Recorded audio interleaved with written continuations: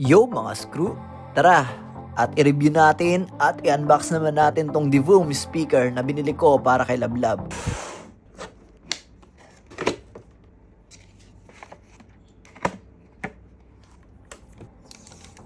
Una kong nakita to sa mga napapanood ko sa FB Reels at TikTok. Nakyutan lang ako kasi may monitor siya at may mechanical keyboard at di ko expected na speaker pala talaga siya. Pero ang pinaka-trip ko talaga dito ay yung sound niya, lalo na yung mic.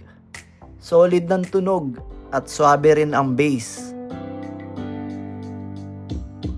I was 3 years old at ikaw ay namit na pahanga ako sa taglayar ng bait. Ikaw ang guest ko sa tuwing birthday. Siyempre, di na yan gaano kalinaw pag pinapakinggan mo dyan kasi dumaan na yan dito sa mic ko. Pero pag sa personal, solid talaga ng tunog niyan kahit napakaliit niya. Yun lang mga screw!